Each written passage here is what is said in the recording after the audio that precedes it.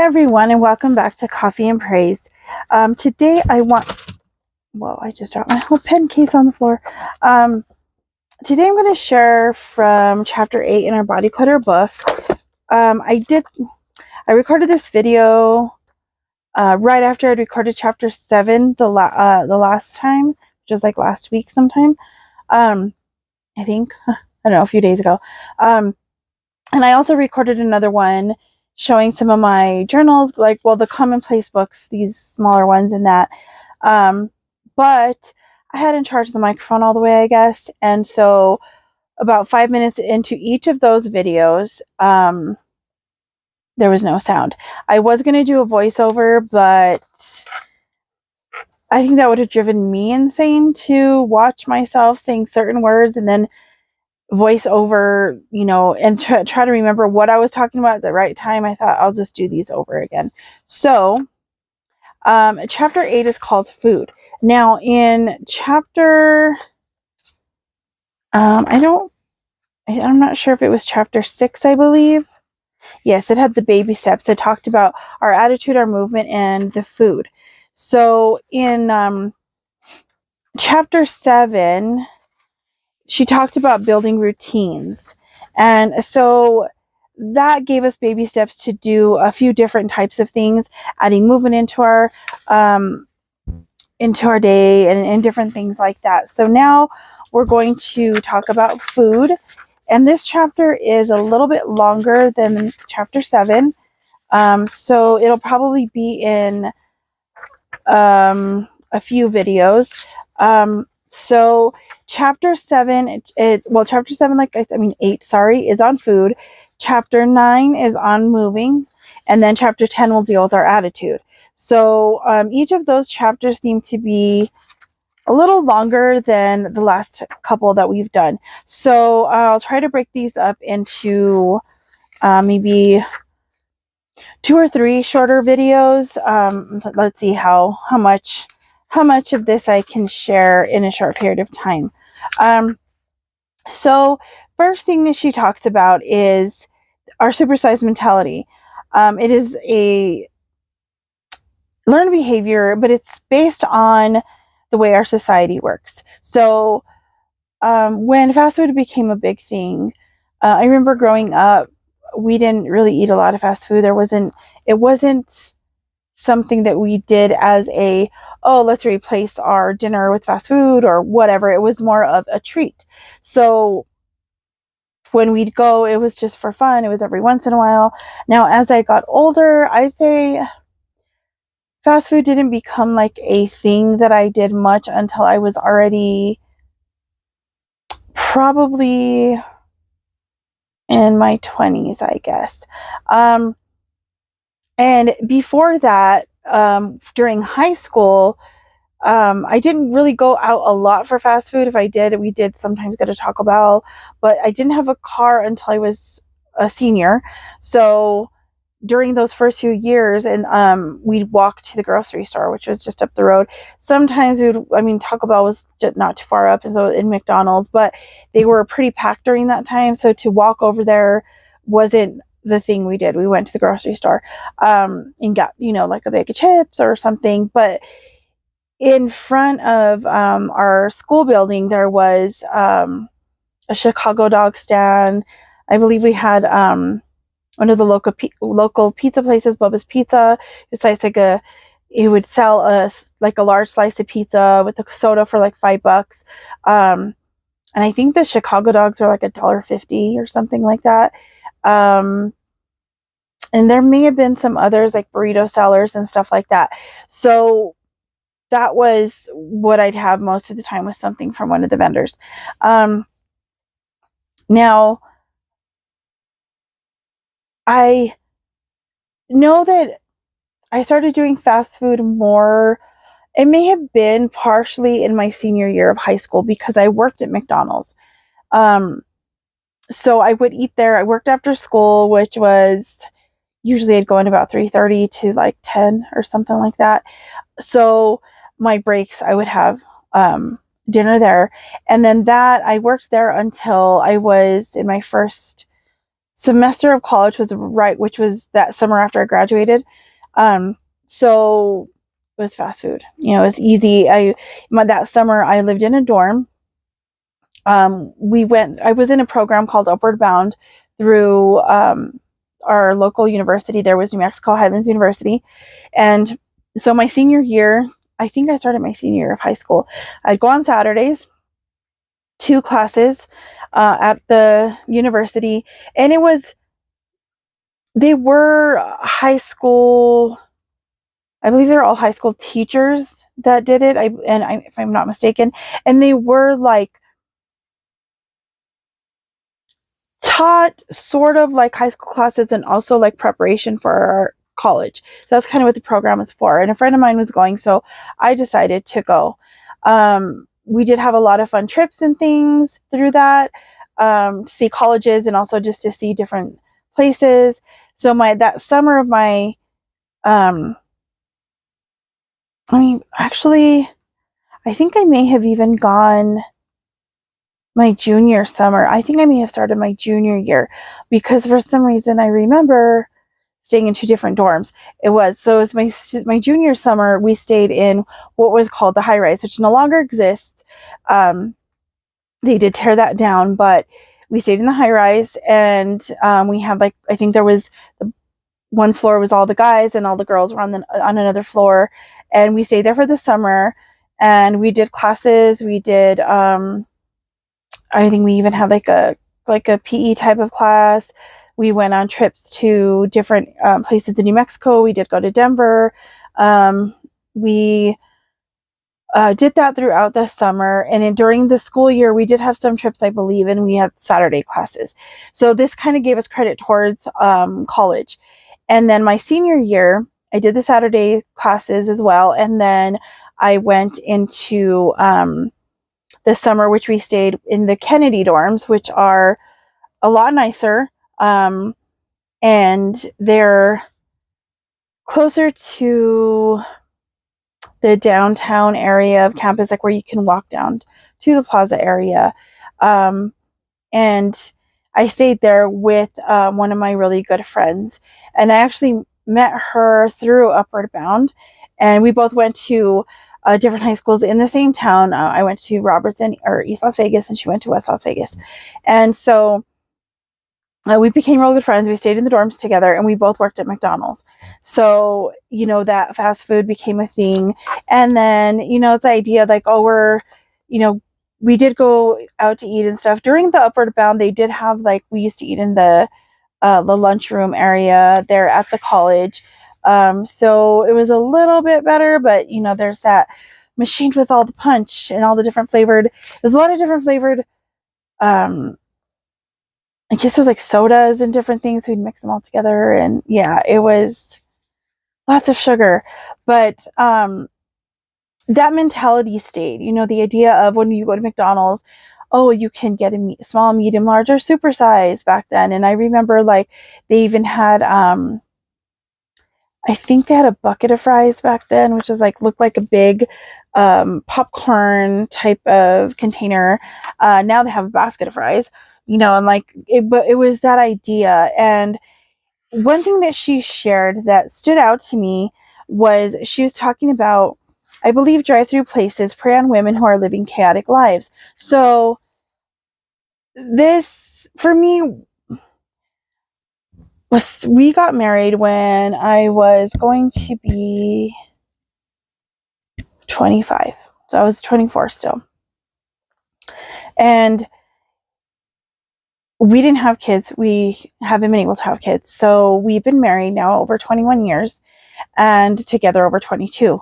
So even at that, being busy with the jobs that we had, going to school part of that time as well, just a lot of the things that were going on with mental health that I had that I didn't understand then, but a lot of the panic attacks, anxiety, everything I found it really hard to organize myself to cook at home all the time and to have healthy meals. It was even that was quick stuff. So it was real easy to just fall into the trap of, well, we're busy, so let's just get fast food.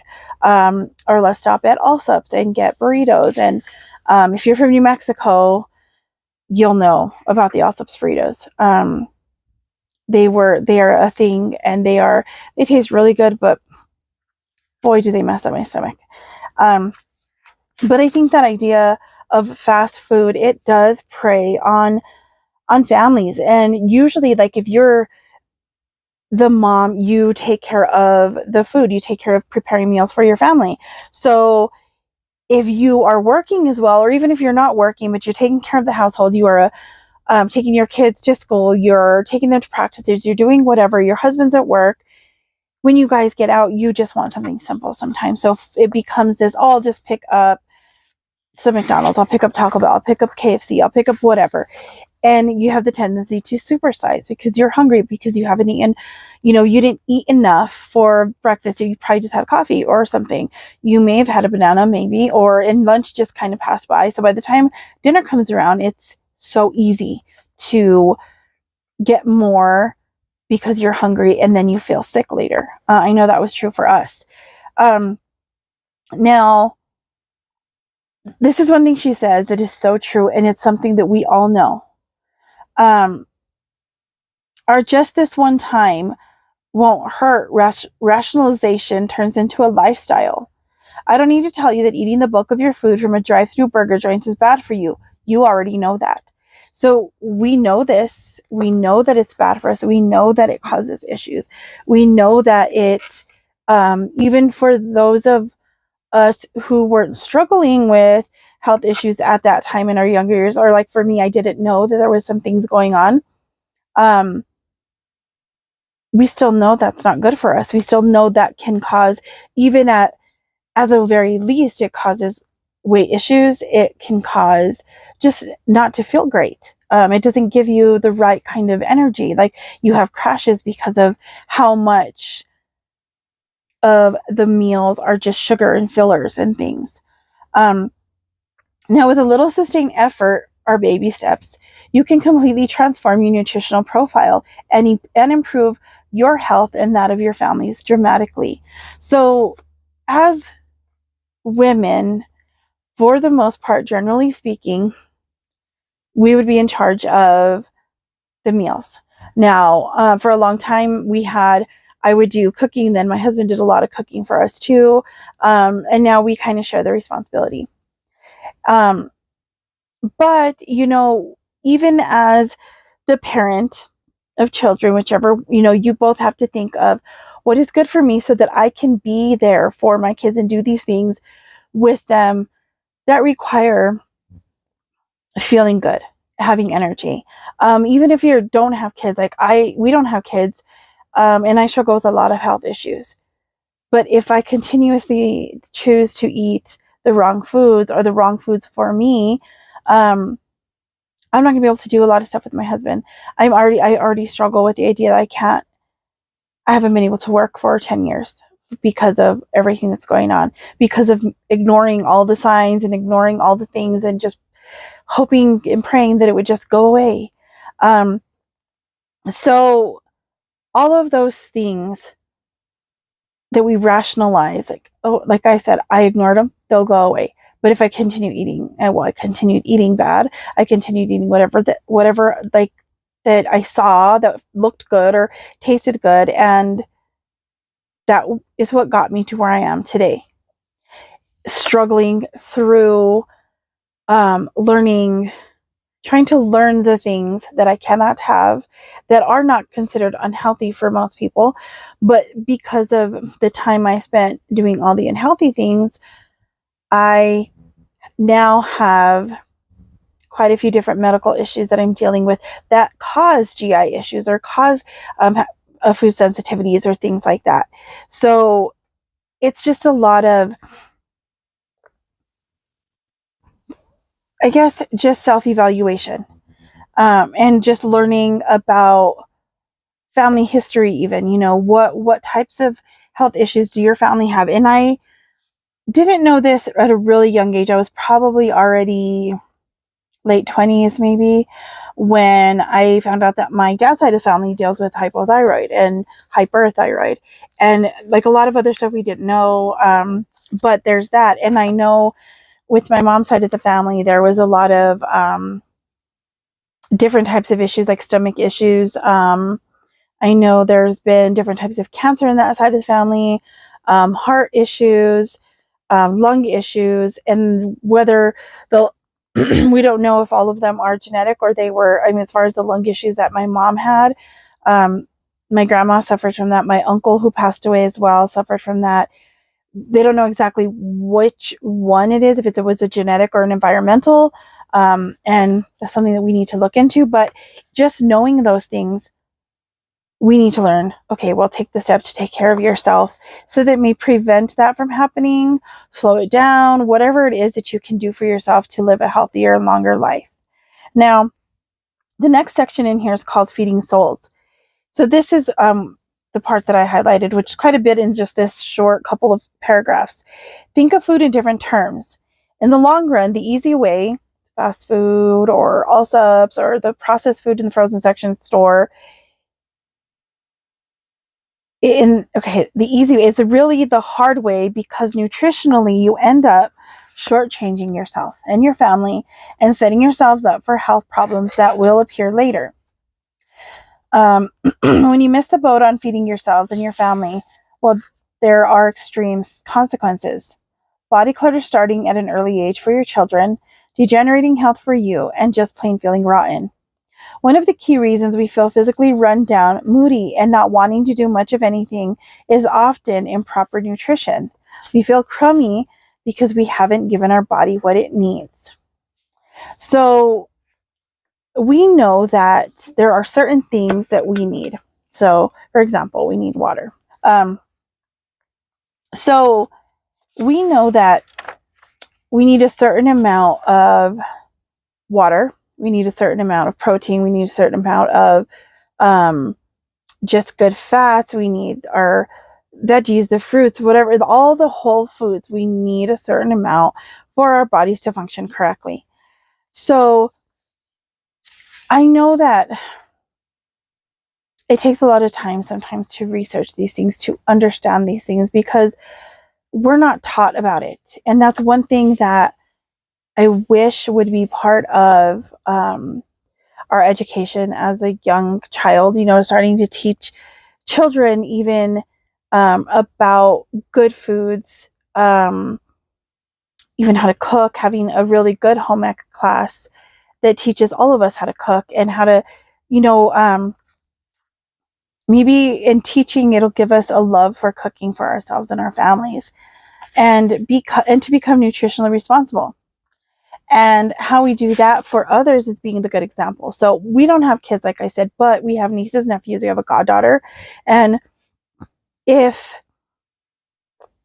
I'm constantly eating just, junk food or whatever, then I do that in front of them, they're going to be like, well, she's doing it and I'm going to do it. Now, although if we're honest, maybe share with them, like, these are the things I'm struggling with. I am trying to break this habit of junk food. I'm trying to break this habit of whatever, because this is what I'm dealing with. These are my health. This is part of why I'm doing this channel as well, because I want to share that like truth about how we tend to just hurt ourselves more than help ourselves when we do the things that we know are wrong for our bodies, for our minds, for our souls. And that's, I want to be able to do this so that I can look back at this and like, see, you were talking about this, you better continue, holding myself accountable. And also just hopefully someone who sees this, whether it be my family or someone else, can gain some encouragement, inspiration, or start questioning how they're living as well, and hopefully give me some pointers and some suggestions. Another thing that I highlighted was, after all, we are feeding souls, not filling holes. That includes you too. Sometimes we tend to look at, especially when you have children, well, I want them to be healthy. So, we try to make sure they have a healthy dinner and all this stuff, and maybe send healthy snacks, but then you turn around and you are eating incorrectly during breakfast or your lunch at work or whatever. And you're being more run down. You're not going to be able to do the things for them that you want. Now, one other thing that it says here is all it takes is a 15 minutes a day to improve just a little bit. So, like one thing she shares is to sit down and make your grocery list. Make sure that your grocery list is filled with healthy stuff, not just all the fun stuff that you like to eat. And that's kind of how I want to do things and how I've done things in the past. Instead of eliminating something outright, I want to add in the good things that will push those bad things out. Because I know for me, if I start with the I can't, I'm probably going to want it. And then I'm going to overdo it. Or, it's something to learn to have self-control. And I think part of that is learning who you are and what your temptations are, and what are the things that cause you to fall into doing things that are bad for your body or for your mind or for your soul, and start bringing in the good things so that when those things are eliminated, you don't miss them. They're not like, well, I really loved candy and I know I can't have it, and I haven't found anything that makes me feel like I am having a treat. So then you get the candy, and because you haven't had it for a while, you eat a whole bag of like M&Ms or something, instead of just having a piece of chocolate every once in a while or something like that. So it's about making better decisions that can slowly eliminate the bad ones. And it's about balance. Let's see, one thing sorry. Just balance the fast food option against the fact that your body will feel better if you feed it better.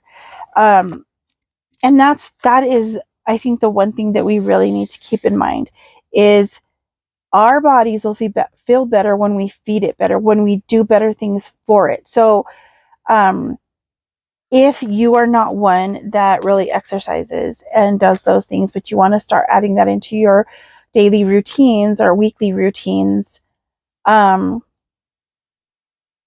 you're still feeding yourself trash, the stuff that's making you sick, even if it's something considered healthy. Like, I know that there are certain foods that people can eat that are healthy, like tomatoes and different things like that, tomato sauce. I cannot eat that stuff. And if I continuously eat the things I know that are going to affect my body in a bad way, then I'm going to pay for it. And I'm not going to want to go walk because I'm feeling sick. I'm not going to want to go do stretches because I'm feeling sick. So it's about thinking about how you're going to feel if you eat this one thing or this, whatever it is.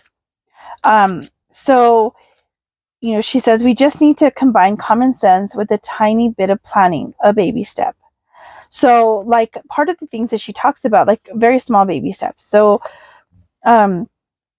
it would just be, one thing she says is include a salad or an additional salad as part of this week's meal. So, if you don't have a salad, maybe once a week you have a salad, add two. We tend to have a salad pretty much every day for dinner here at home. When I'm out, I don't always have a salad, but what I have been doing is taking like a green apple with me or some type of fruit, which is something that I know I need to do more of, is just take things like that. And as far as salad goes, I know it's a little harder to carry stuff around, but I know I can carry the carrots around and things like that. So that's one thing I want to start incorporating into my lunch bag that I take with me. Let's see. And it's the idea of I'm sure you've heard this about shopping from the what is the word? From like the outer area of the grocery areas in your store. That's where all the produce is, and that's where, the meats are, and that's where the dairy is. And for the most part, all that stuff is whole food for the most part. but like in the middle, in the aisles and everything, is where you find all the processed food, all the frozen stuff that is real easy to throw a pizza or some, corn dogs or something in the oven. And that's where we find all the snacks and the candies and the cookies. And so just try to set up your grocery list to be more out in the outer areas. And I know that for me, I really enjoy going to, like, Sprouts is probably one of my favorite places to go for produce. The Market Street that I've gone to, I really like that area too. I just like when I walk in, especially to Sprouts, you walk in these front doors, and in front of me, just right in the back, is all the produce, and it's just all these beautiful colors. And I just tend to want to just go straight beeline for that stuff. And so find things that you like, try new things. I know that I was in a really big trier of new things, I guess, because a lot of stuff used to make me sick, and I just assumed that, no, I don't like it, I don't like it, I don't like it. But it was because things are making me sick, and I just didn't feel that great. But so I didn't want to try new things, just thinking that's going to make me sick too. But when I did the plant-based whole food diet, I tried a lot of different things that I never tried before, like even mustard greens and kale and turnip greens and collard greens. I think that's when I first tried beets. And those are so one of my favorite foods to have. And I don't have that often enough. I tried different squashes than the ones I usually do, which were like zucchini. I would do a lot of the yellow squash and the calabacita. But I started trying like the acorn squash, more butternut squash. I had it in a lot more veggies that I wouldn't eat very often, like radishes. I didn't eat that very often. I didn't eat a lot of celery. I do now. What else I try? I like a lot of the microgreens. I'm hoping to get to a farmer's market soon. I know in Las Vegas, my hometown, there was someone selling microgreens there. Oh, they are so good. They have a spicy selection. They have sunflower sprouts, and I'm not sure what the other ones are, but they are so good, and they add such a good flavor to salad or to a sandwich or even on a burger or whatever. So this one is something that someone told her about. This is what it says, someone told me that making sure there was something fresh and green in her grocery cart for the week was a light bulb moment for her, because it was easy to remember. Something fresh and green from the produce section was like color coding her shopping cart to take better care of her family. And I think that's the idea. It's like when I see that, all the colors of the produce, it's just like, oh, I want to add that to whatever I'm eating. Like all the different colored bell peppers and the blueberries, the raspberries, the strawberries. My favorite is blackberries. And I just adding those things in, and you'll start eliminating all the processed sugar type of things.